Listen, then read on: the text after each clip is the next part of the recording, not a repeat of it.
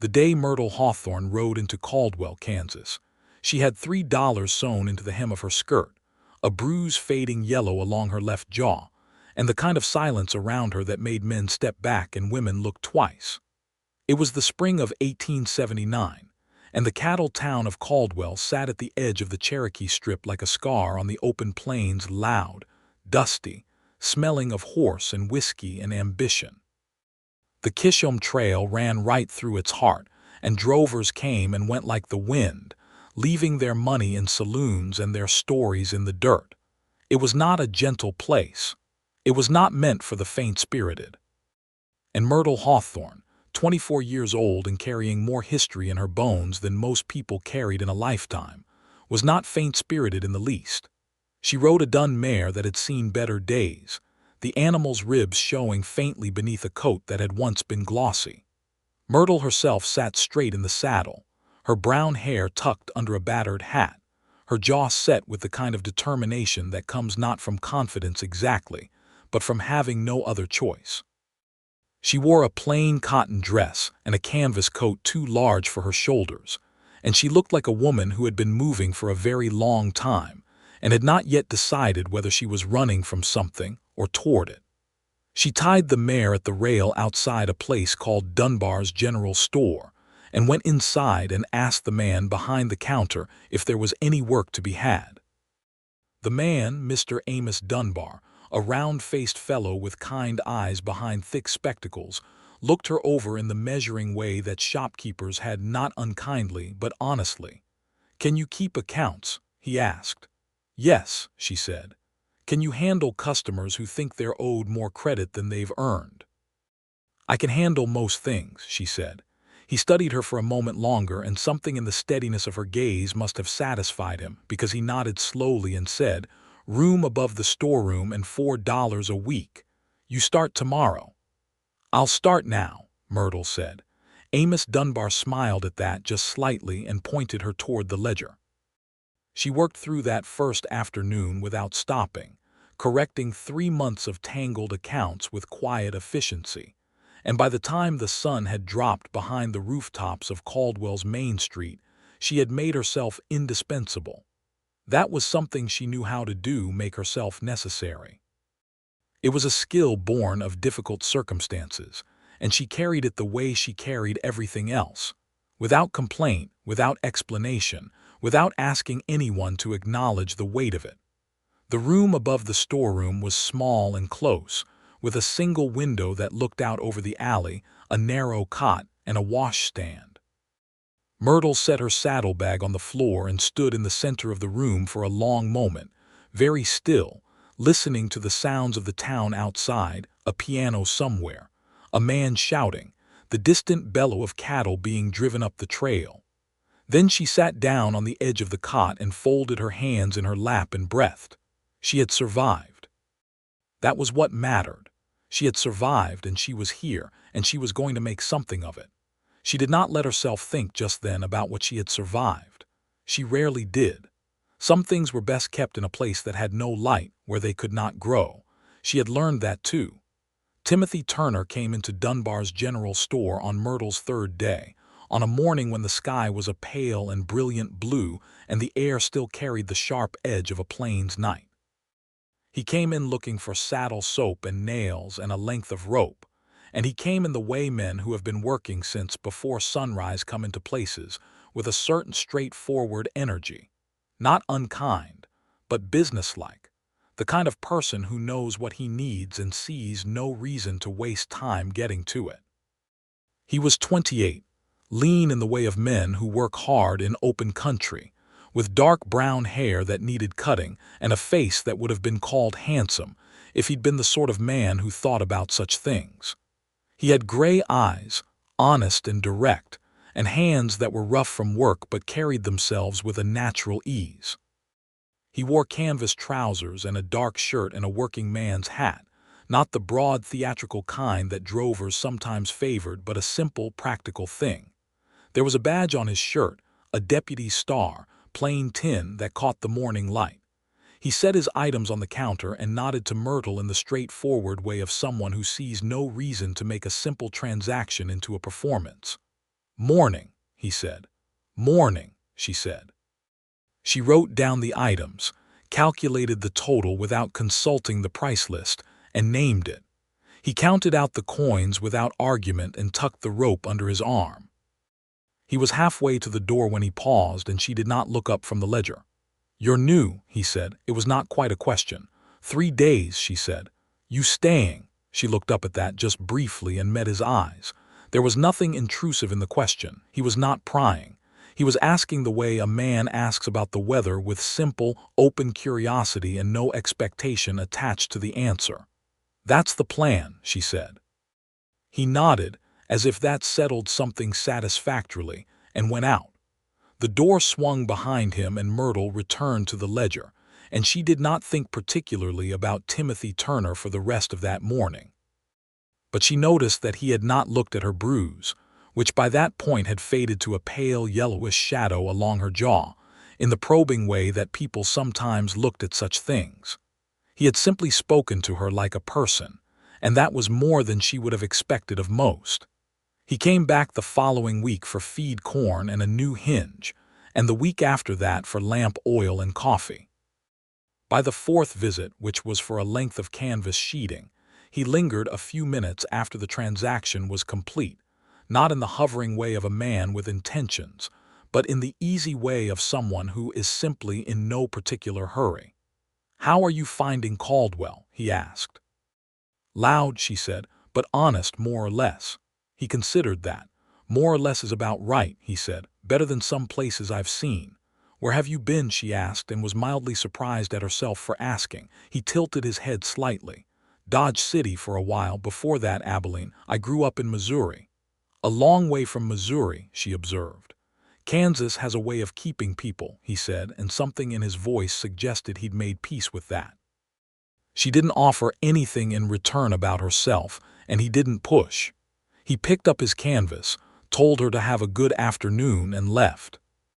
Myrtle stood for a moment after the door closed, a small and unfamiliar feeling moving through her chest, something like ease, though she would not have named it yet.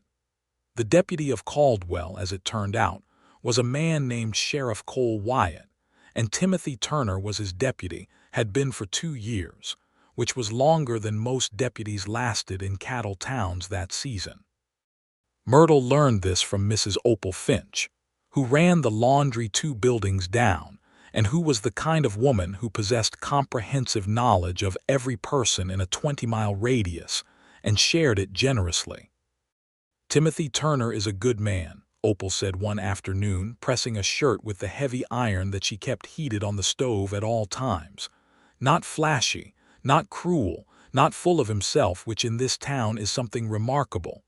"I didn't ask about him," Myrtle said. Opal smiled serenely and pressed a sleeve. "I know you didn't." The spring deepened and the cattle drives began in earnest, and Caldwell became the kind of roiling, packed thing it was during the season, with hundreds of drovers pushing thousands of longhorns up through the strip, and the town streets full of noise and commerce, and the occasional violent disagreement that required a lawman's intervention. Myrtle worked long days at Dunbar's and kept the accounts in impeccable order and learned the names of the regular customers and developed a reputation for being both efficient and unflappable, which in a town like Caldwell in the season of 1879 was worth a great deal. She liked the work. She liked having something to do with her hands, something to focus her mind on. Numbers were steady and reliable in a way that people sometimes were not, and there was a satisfaction in a balanced ledger that she had learned to cherish. In the evenings, she sometimes sat on the step behind the storeroom with a cup of coffee and watched the sky go dark over the plains, the vast canvas of it spreading from one horizon to the other in colors that had no names in any language she knew. The land out here was enormous in a way that still struck her sometimes as almost physical, a weight of space and sky that pressed against the chest and demanded some acknowledgement of one's own smallness. Myrtle found she did not mind being small against it. After certain kinds of confined, airless experience, all that openness felt like a mercy. Timothy came by one evening in late April, not to the store itself but along the alley behind where she was sitting with her coffee. He was coming from the direction of the livery and stopped when he saw her, half apologetically. "Sorry," he said. "Didn't mean to intrude." "You're not intruding," she said, which was true. He looked at the sky for a moment, then at the wooden crate nearby, and she shifted slightly on the step in a gesture that was not quite an invitation but was close enough, and he sat down on the crate with his hat in his hands. They sat in silence for a while, and it was one of those silences that is not uncomfortable but full of the sounds of the town and the cooling air and the particular quality of that endless sky. "Long day?" she asked eventually. "Couple of drovers from a Texas outfit decided the same saloon wasn't big enough for both their egos," he said. "Nobody got seriously hurt, which is about the best you can hope for some nights." She made a sound of acknowledgement. "Do you mind it, the work?" He thought about it genuinely, which she had come to notice was his way. He didn't give quick answers for the sake of filling silence. "No," he said. "I mind the parts that could have been avoided with a little more sense on somebody's part. But the work itself, keeping things from going further wrong than they need to, that I don't mind." "That's a useful way to think about it," she said. He glanced at her then, and she was looking at the sky. "You have a way of saying things that sound simple but aren't," he said. She looked at him then and found nothing in his expression but honest observation. No flattery, no manipulation, just a man noting what he saw. She felt her chest do that thing again, that small, unfamiliar loosening. "I've been told I'm difficult to read," she said. "I didn't say that," he said. "I said what you say isn't always simple. That's different." She turned her coffee cup in her hands and looked back at the sky. "I suppose it is," she said quietly. He did not ask her anything more about herself, and she noticed it, and it mattered to her in a way she didn't entirely understand yet.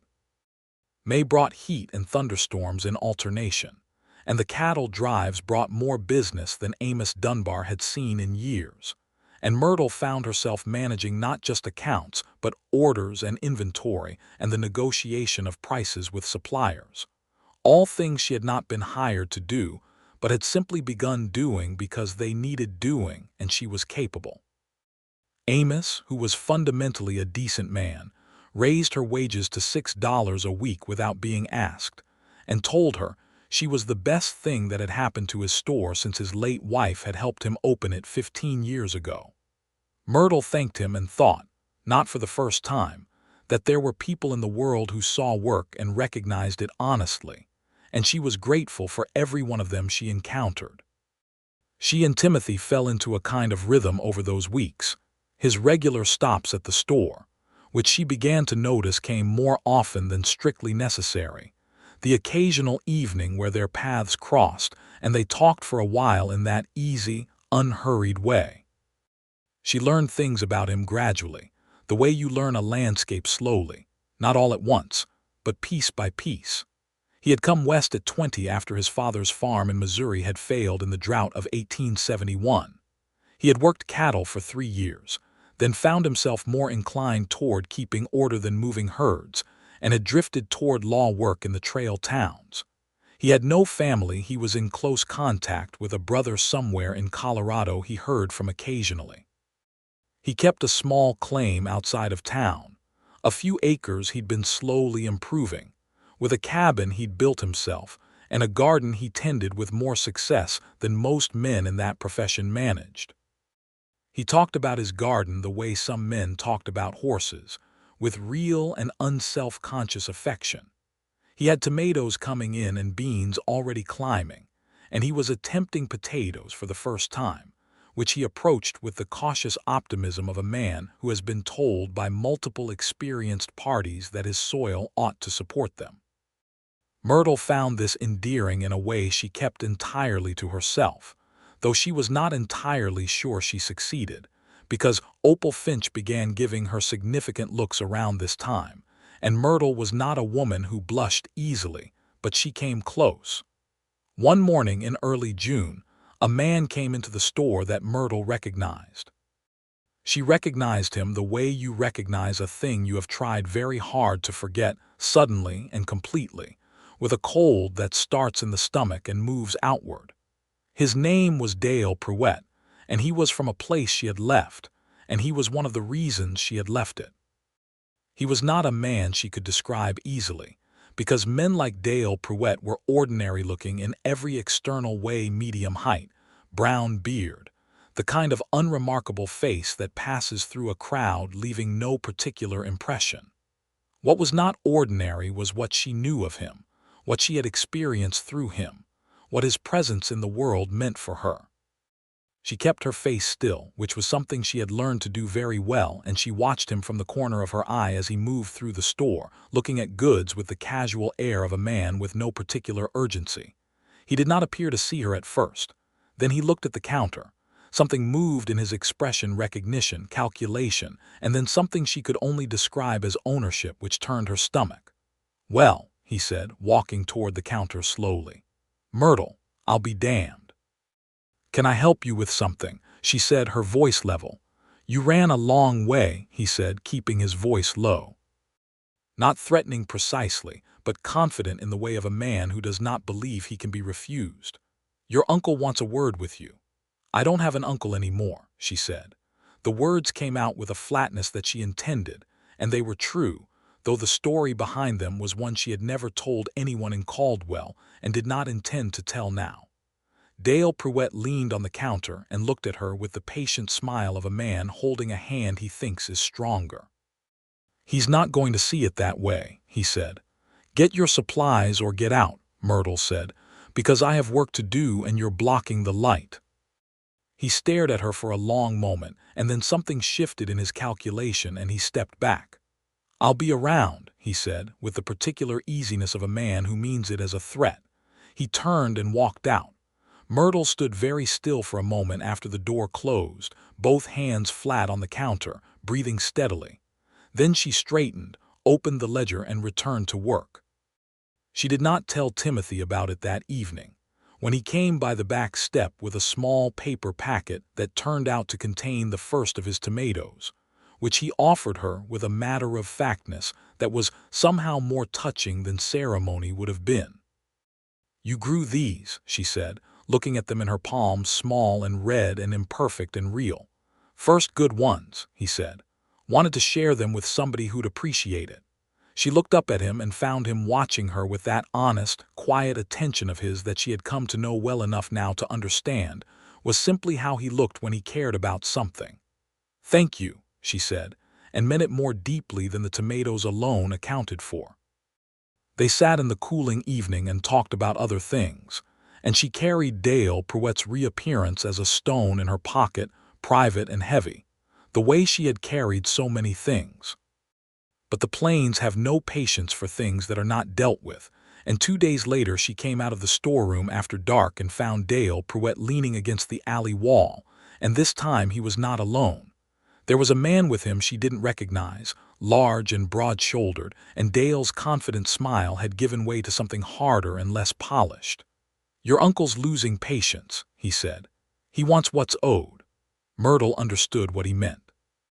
Her uncle, her late uncle now, for he had died in the winter of 1878, though Dale apparently had not gotten the news or was using his name as a shield regardless, had believed for a very long time that Myrtle was owed to him, not as a niece but as labor, as property, as a debt that could be collected.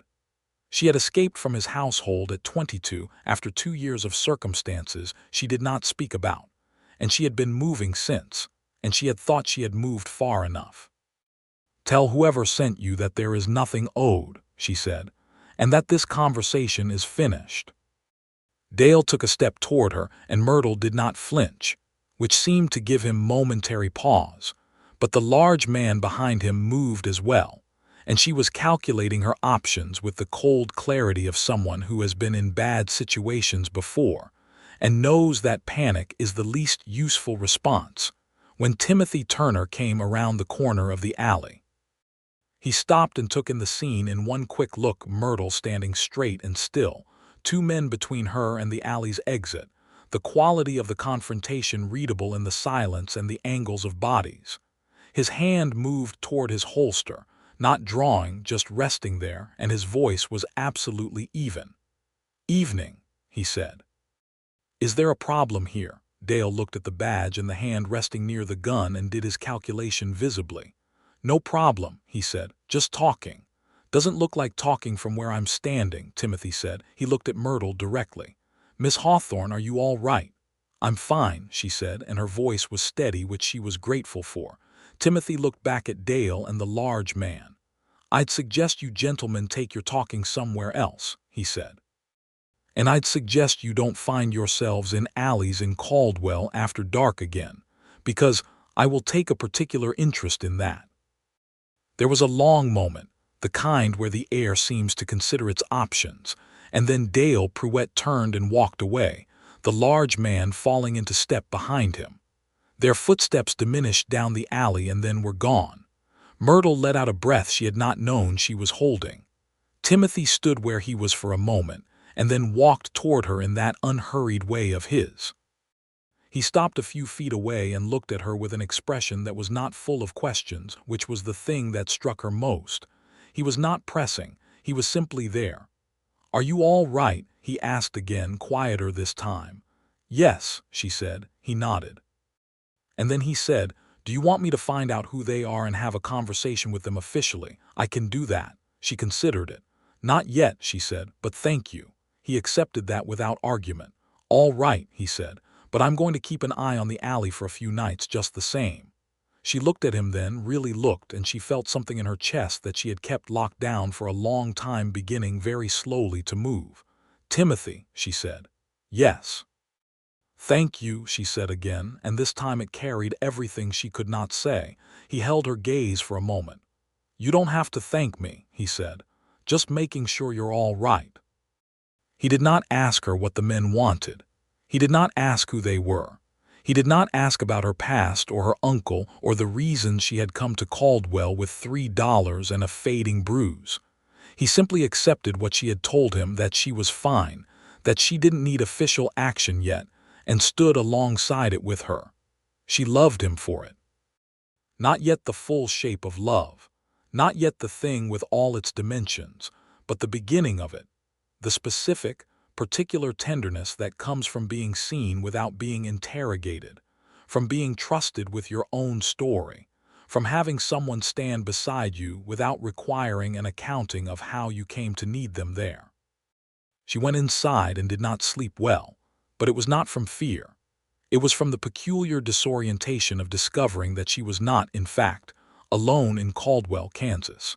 Dale Pruitt left town within the week. Timothy came by the store and told her matter-of-factly that he and Sheriff Wyatt had had a conversation with the man about his activities in the county, including several warrants outstanding in Indian Territory, and that Dale had found Caldwell inhospitable after that and moved on. He said it simply, the way he said most things, with no particular performance of heroism, just information shared. Myrtle was quiet for a moment. "You looked into him," she said. "He was in my town," Timothy said. "Being a problem, that's my job." "He was specifically my problem," she said. He met her eyes. "Then that made it more worth looking into," he said, with a simplicity that was devastating in its straightforwardness. She turned away to straighten a row of jars that didn't need straightening, and she kept her face to the shelves for a moment while she arranged herself internally. "The potatoes coming in?" she asked when she trusted her voice. "Starting to," he said. "Come see them sometime if you want." She turned back around. "I'd like that," she said. He smiled, not the wide, uncomplicated smile of a man who doesn't think about much, but something quieter and more genuine, the smile of someone who is genuinely pleased about a thing. It changed his face considerably, and Myrtle made a private note of it. She went to his claim on a Sunday in late June, when the heat was already remarkable by mid-morning, and the plains lay flat and glittering under a white sky. He came to the store with his horse, and she rode the dun mare, and they went out together along the trail west of town, across the flat land that smelled of grass and distance. His claim was modest and well-kept, a small cabin of cottonwood logs that he'd built with evident care, a barn that was better than the cabin, which made her like him, because a man who builds his barn better than his house is a man who understands what actually needs protecting.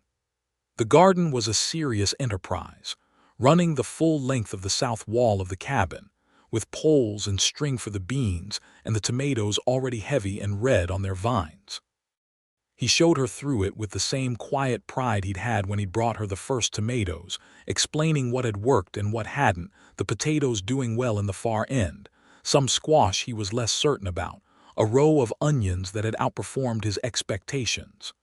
"You love this," she said, watching him. He glanced at her. "I do," he said, without embarrassment. "There's something about putting things in the ground and watching them come to something. Feels like a good argument against everything going wrong." She looked out at the garden and then at the open land beyond the fence, the prairie rolling away to wherever the sky decided to come down and meet it. She thought about his words, a good argument against everything going wrong, and she felt the truth of them in a way that was almost painful because she understood the need for such arguments. She had built her own, smaller ones, out of balanced ledgers and cups of coffee and clean, quiet evenings. But his was here in the earth growing. "It is," she said softly. He looked at her with that particular attention of his, and this time she didn't look away. They stood among the bean rows in the heat of the Kansas morning, and the moment between them had a weight to it that both of them recognized, and neither of them was quite ready to step into fully yet. But it was there, real and steady as the vegetables in the good earth. He made coffee on the iron stove in the cabin, and they drank it on the small porch and looked out at the land and talked for a long time about Caldwell, about the season, about what the cattle trade was doing to the soil along the trail, about whether the railroad coming through would change things the way everyone said it would. They talked around the larger things and through the smaller ones, and somewhere in the middle of all of it, they were simply sitting close together and speaking with the ease of people who have decided without ceremony to trust one another. On the ride back to town in the late afternoon, with the sun low and red and enormous over the plains, he rode alongside her and their horses moved in the same easy rhythm, and she thought, "I am going to love this man. I already do, a little. And I am going to have to decide whether I am brave enough for it." It was not a question she had thought to ask herself before, not in the form of bravery. She had been brave in other ways, in necessary and often terrible ways, and those uses of her courage had not left her much remainder for the kind of vulnerability that love required. But here, in the long red light of the Kansas evening, she considered it seriously. He glanced at her and caught her looking and didn't look away, and there was a question in his eyes that he was too respectful to voice, and she found herself answering it the only way she could just then, with a small and genuine smile. He smiled back, and that was enough for now. July came in blazing, and Caldwell was at its most wild and most alive, the trail at its peak, the town ringing with commerce and conflict, and the thousand stories that moved through it like the cattle themselves. Myrtle worked harder than she ever had and found herself thriving in it, which surprised her a little. She had spent years surviving, which was different from thriving. Thriving required a kind of ease with the present moment, a willingness to be in it rather than always scanning the edges of it for danger. She was learning that. Slowly, haltingly, the way you learn anything that requires unlearning something first.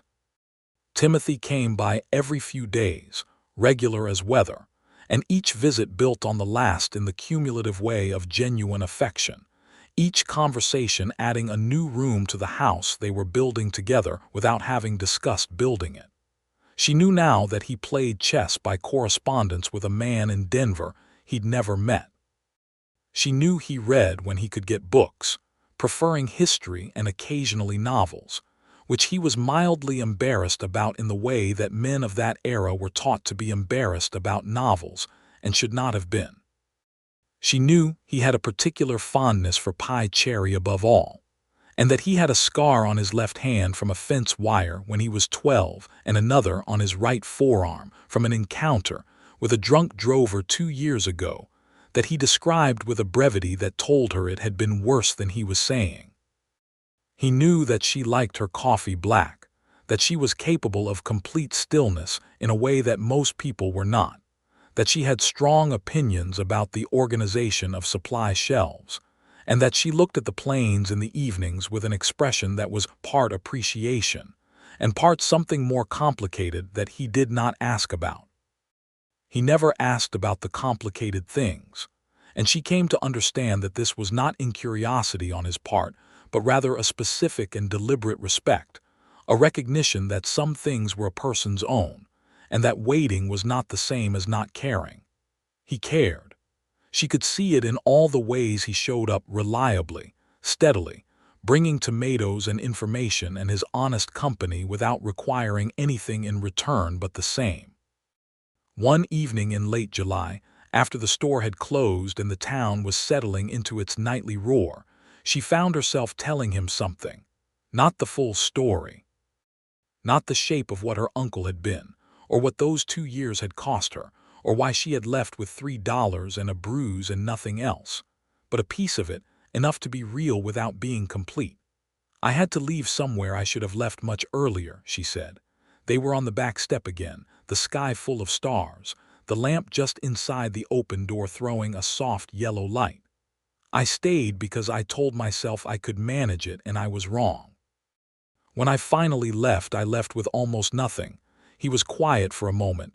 "You're here now," he said. "I'm here now," she agreed. "With something," he said. She looked at him. "I've got a job and a room and a reputation in this town as the most capable person at Dunbar's since the man himself," he said. "That's something." "That's something," she agreed softly. He looked at the stars and then at her. "I'm glad you ended up here," he said. "Specifically here, Caldwell in 1879, which is a peculiar place to be glad about, but there it is." Something moved through her that she could not contain entirely, and she looked away at the dark line of the plains to manage it. "So am I," she said. She did not tell him more, and he did not ask, and when he said good night and walked away along the alley, she watched him go and felt the full weight of what was growing between them and was, for the first time in a very long time, not afraid of a feeling. August arrived with a thunderstorm that lasted 3 days and turned the main street of Caldwell into a river of red mud and moved several cattle operations to wait it out, filling the town's saloons and boarding houses beyond capacity. Myrtle ran the store in the storm with Amos largely absent due to a knee that had been troubling him since April, and she managed the increased demand with an efficiency that became a kind of local legend in the particular small-scale way that towns generated their legends. On the second day of the storm, Timothy came in soaked from the rain, having been dealing with a dispute between 2 ranch outfits over grazing rights on the strip, and he stood in the doorway of the store dripping on the boards and looking, for the first time in her experience of him, genuinely tired. "You're making a mess of my floor," she said, and her tone carried something that was not unkind. He looked down at the puddle he was generating. "Sorry," he said. "The Haskell men are calming down. The Delacroix foreman is calming down more slowly." "Sit down before you fall down," she said, nodding toward the stool behind the counter, and he came in and sat, taking his hat off and running his hand through his wet hair in a way that was entirely without self-consciousness. She brought him a cup of coffee from the pot on the small stove in the back, and he wrapped both hands around it and looked at her with an expression that was somewhere between exhaustion and gratitude, and something else that he kept behind his eyes. "Thank you," he said. She leaned against the counter across from him and watched him drink and let the rain noise fill the silence comfortably. "Timothy," she said. You should sleep more," she said. "You look like you've been awake since Tuesday." "Since Monday, technically," he said. She made a sound of mild exasperation. He smiled into his coffee. "I'm fine," he said. "You're stubborn," she said. "Those aren't mutually exclusive," he said. She looked at him, the tiredness and the steadiness and the way, even exhausted, he still had that quality of presence, of being fully where he was, and she made a decision. "Come to supper on Sunday," she said. "Amos has a kitchen table he never uses, and I've been cooking on a camp stove in my room like a fool for 3 months. I'll cook a proper meal." He looked up from his coffee and looked at her directly. "You're inviting me to supper," he said. "I am," she said, "if that's all right." "It's very all right," he said. His voice had changed, slightly warmer, more careful. "I'll bring something from the garden." "Bring the tomatoes," she said. "The big ones if there are any left." "There are," he said. "I was saving them." She raised an eyebrow. "For what?" He looked at her steadily. "For an occasion," he said. She felt the heat come to her face, which she managed by turning to refill the coffee pot, and she heard from behind her the very slight and entirely genuine sound of Timothy Turner laughing quietly to himself, not unkindly but warmly, the laugh of a man who is happy. Sunday supper in the kitchen behind Dunbar's General Store was a revelation in the simplest and best sense. Myrtle cooked with the focused pleasure of someone reclaiming something. A pot of beans with salt pork, corn bread in the cast iron pan, sliced tomatoes that he brought wrapped in a cloth, and which turned out to be magnificent, the big late summer ones that tasted like the sun itself. He came with his hair combed, and his good shirt, and those tomatoes, and a jar of honey from a man on the claim north of his. And he stood in the doorway of the kitchen looking at the table she had set simple, but set properly, with care. And something in his expression made her busy herself unnecessarily with the corn bread. They sat across from each other in the lamplight and the smell of good food, and they ate and talked, and the rain had stopped, and through the kitchen window the late summer evening was coming in gold and long-shadowed and extraordinarily beautiful. "This is the best meal I've had in approximately 2 years," he said, with complete honesty. 2 years, she repeated. "There was a woman in Dodge City who made an exceptional chicken stew," he said. "That was the last time." "I'll take it," she said. He reached for more corn bread and looked at her with that quiet warmth of his. "You're a remarkable person, Myrtle Hawthorne," he said. She looked at him steadily. "You say that like you've been thinking it for a while," she said. "Since approximately the second week I started coming in for supplies," he said. "Maybe the first." She was quiet for a moment. The lamp flickered gently. Outside the window the Kansas evening was turning purple. "Timothy," she said. "Yes." "I don't find it easy," she said, "being close to people. I want you to know that." It's not about you. It's something I'm working with," he nodded. Not in the quick way of someone dismissing what was said, but slowly taking it in. "I know," he said. "You don't owe me an explanation."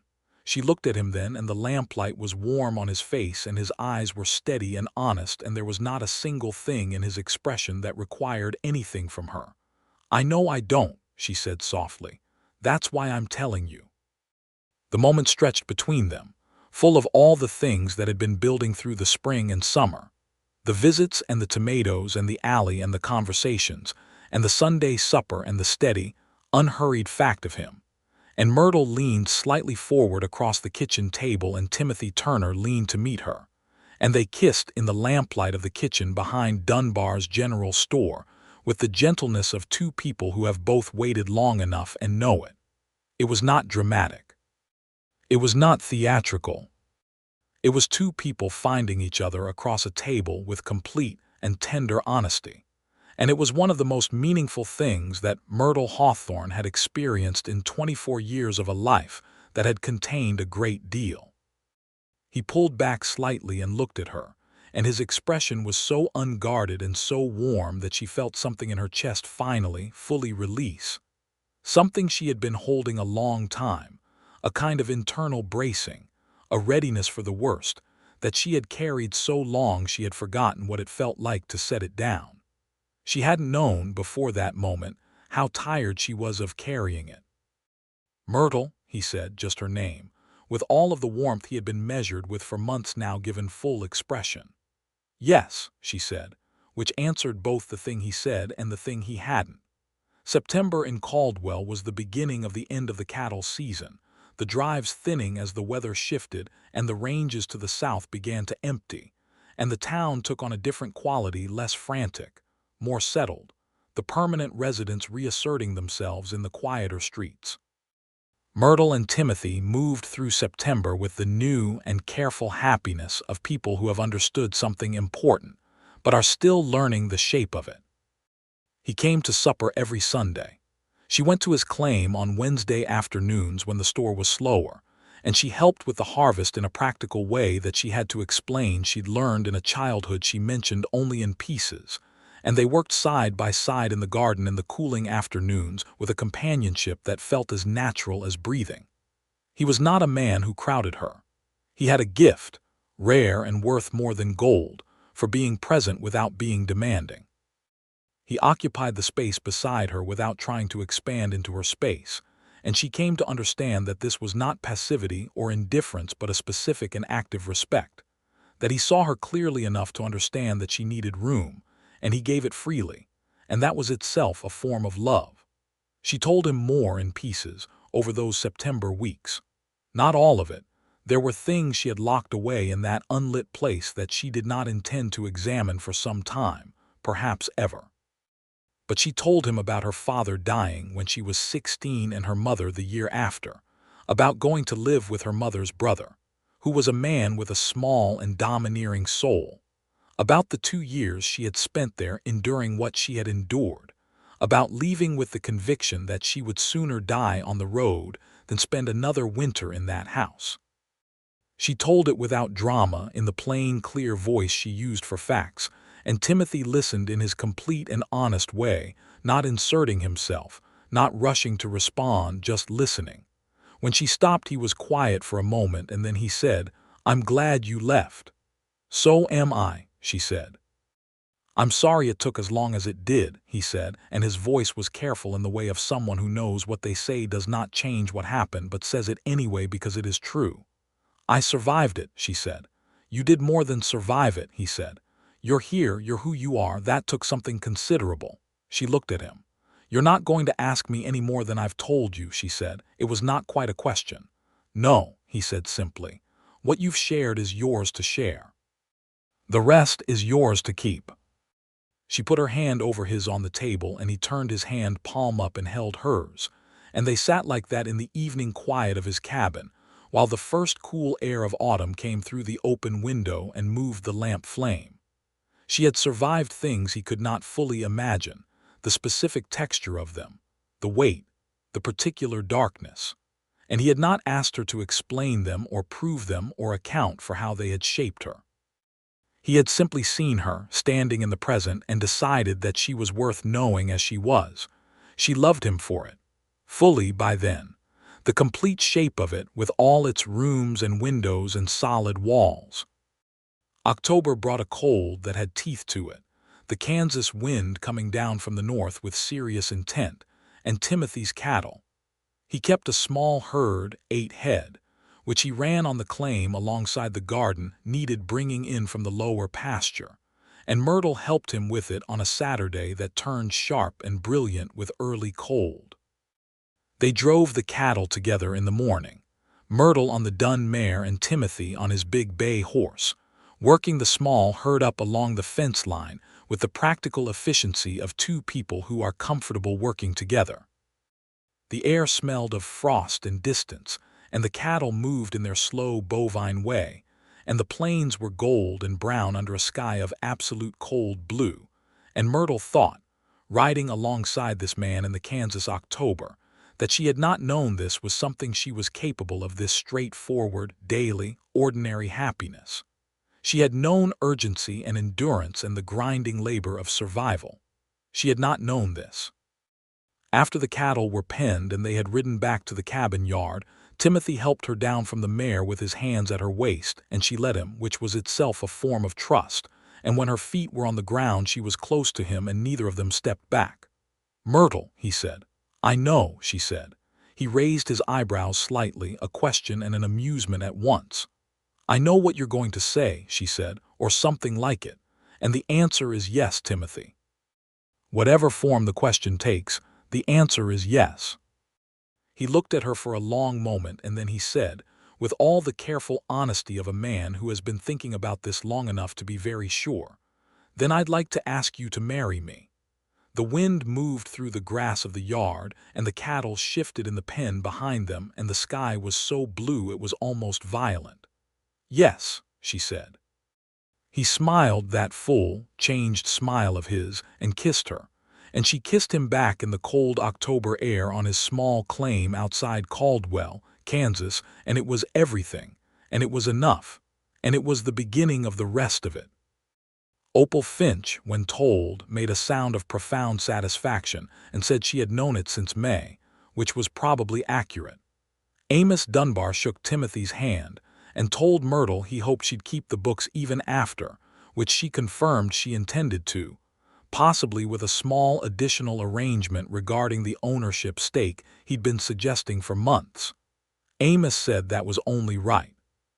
Sheriff Cole Wyatt bought them drinks at the saloon, which Myrtle accepted with a grace that somewhat surprised the saloon's regulars, who had formed their own assessment of her based on the Dunbars' reputation, and had concluded, accurately, that she was not a woman to be underestimated.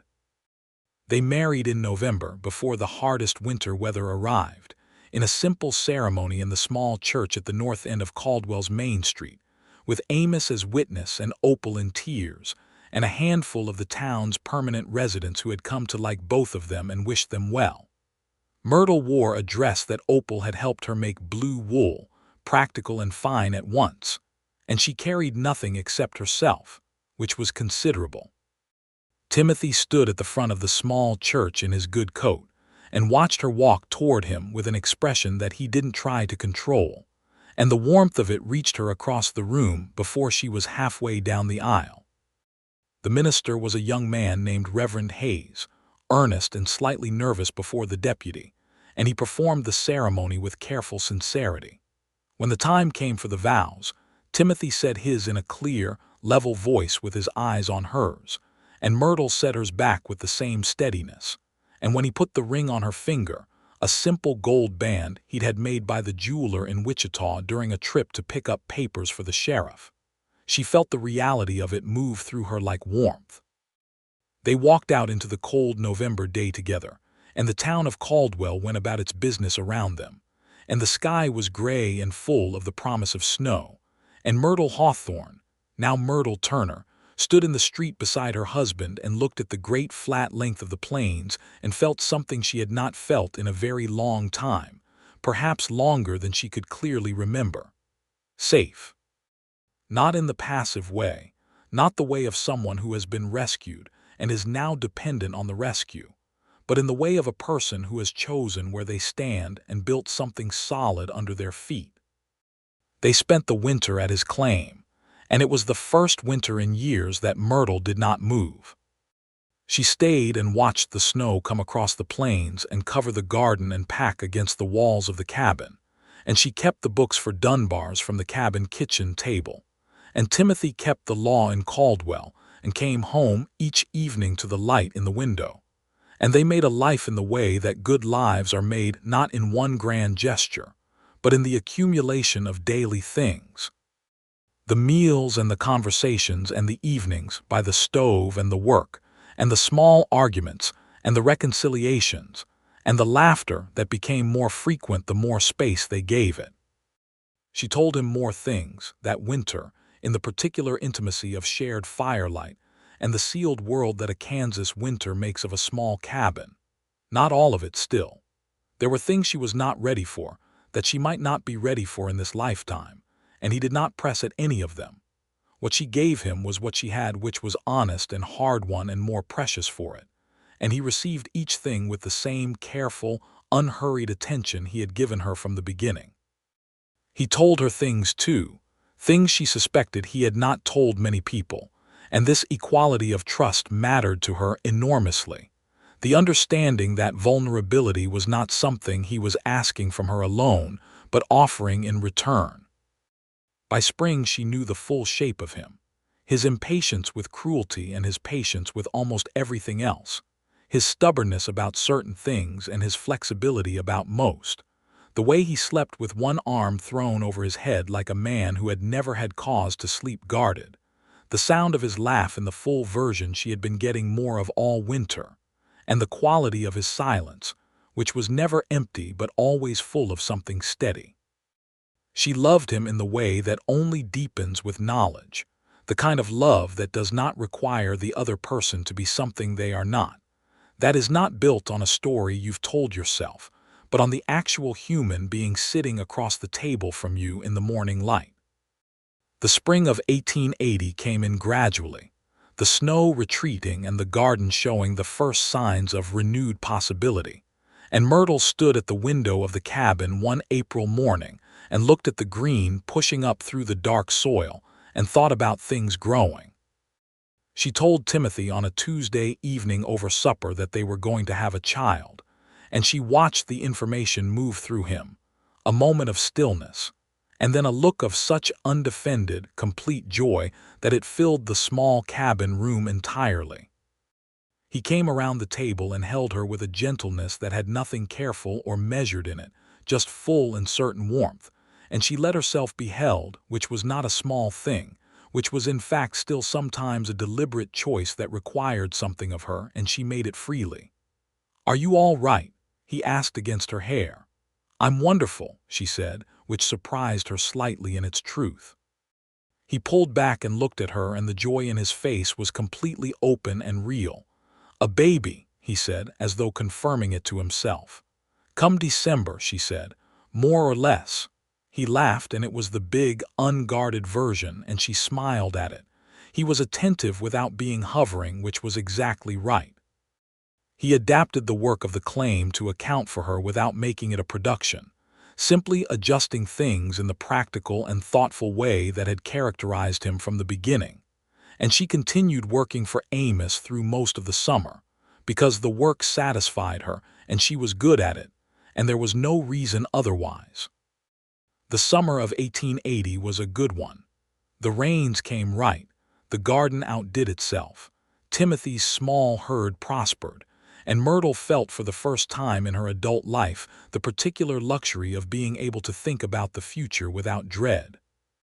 It was not that she had no fears, but they were of an ordinary kind: a difficult birth, a bad winter, the unpredictable fortunes of a cattle town, the fears of a person who has something to lose, which was an entirely different experience from the fears of a person who has nothing left to protect. The injustices of the world around her were not invisible to her. The way that the Cherokee, whose land had been stripped and whose presence was a constant undercurrent in the territory they all occupied, were treated with a casual cruelty that the newspaper in Wichita could make sound routine. She had spoken to Timothy about it more than once, and he was a man who saw it clearly, who had no patience for the easy contempt that some wore as a mark of identity. He had dealings with the Cherokee and Arapaho in his work that he handled with a straightforward respect that several of his colleagues did not share, and she respected him for it and told him so. The world of the Wild West was not a clean or simple world. It was built on displacement and violence and the grinding realities of land and money and the fortunes of cattle and the ruthlessness of commerce, and none of that could be unseen once you had seen it. Myrtle had seen much of it, and she held it with the same clear-eyed honesty with which she held everything else. But within the life she was building with Timothy Turner on his small claim outside Caldwell, there was goodness.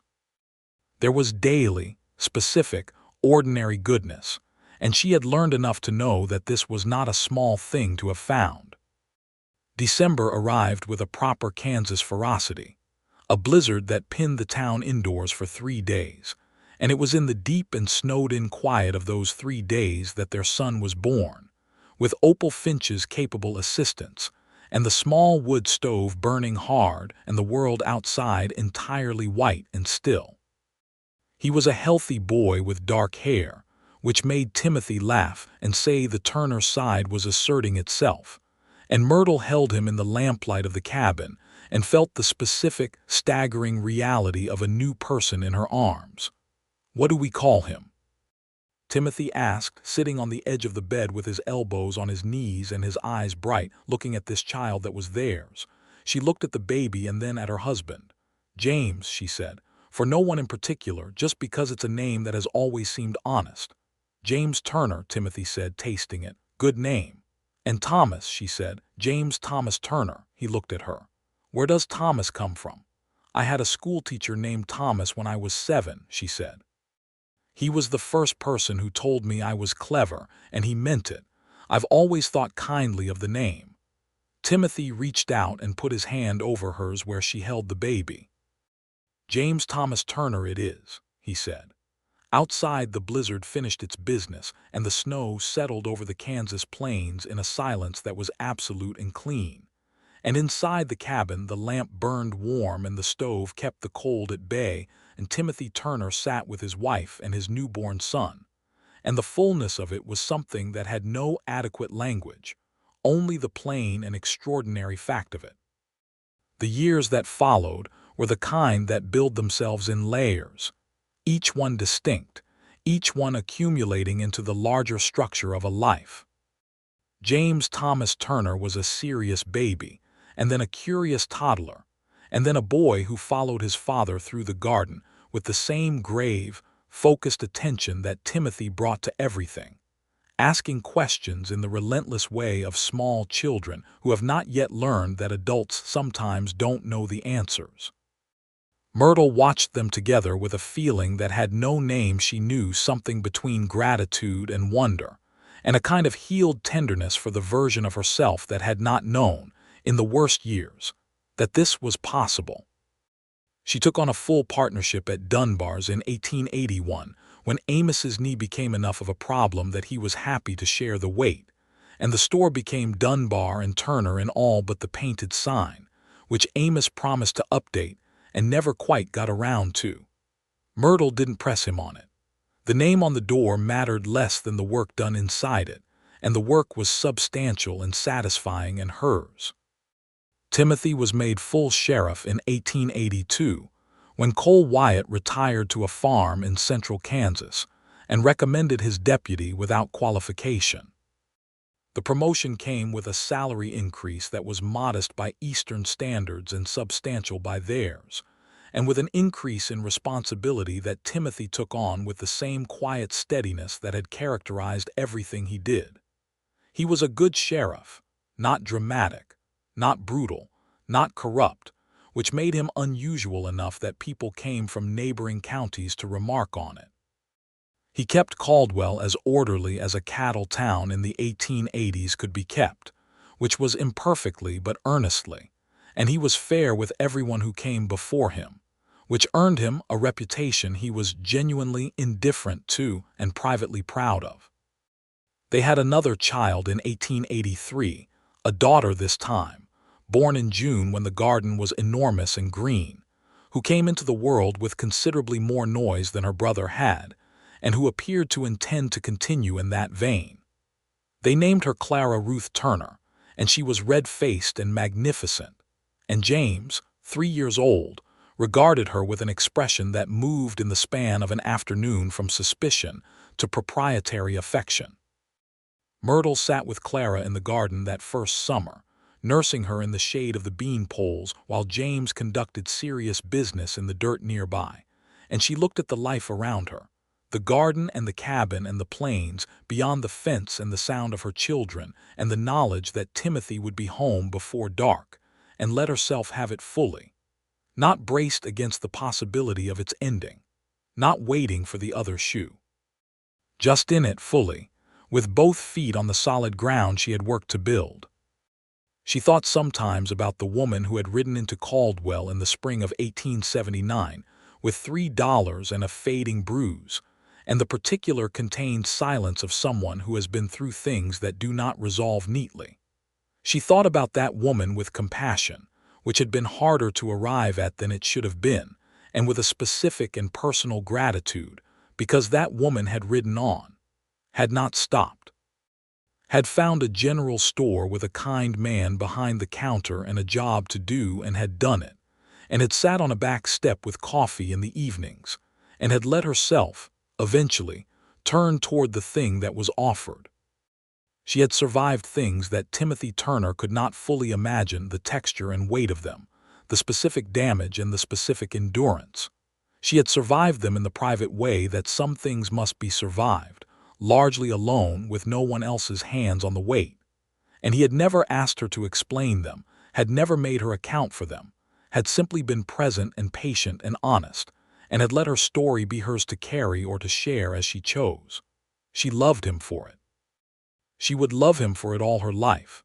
That specific thing, the respect inherent in the not asking, the particular safety of being with someone who trusted her to know what she needed to say and what she needed to keep, who did not require her past as payment for her present. It was not a small thing. In a world that asked women to account for themselves constantly, to explain and justify and prove and apologize, it was in fact a very large thing.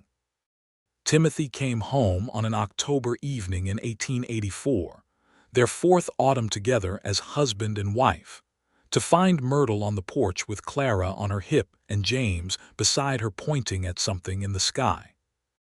The last of the day's light was on the plains, gold and extraordinary, the kind of light that exists only in that country in that season, and he rode up to the fence and looked at his family in the evening light and got down from his horse and let the reins drop and came to them. James ran to him, and he picked the boy up with one arm, and he looked at Myrtle over his son's head, and she looked back, and something passed between them that was not words and did not need to be. He came up on the porch and sat beside her, and she leaned against him with Clara between them, and the evening came in blue and cool and full of the smell of the earth, and the light went slowly off the plains, and the first stars appeared one by one in the darkening sky. "Good day," she asked. "Quiet," he said. "Not much doing." "That's the best kind," she said. "That's the best kind," he agreed. They sat in the quiet, and the children moved between them, and the stars came out, and the great Kansas plain spread itself in every direction around their small lit porch like a statement of something fundamental and enormous and theirs.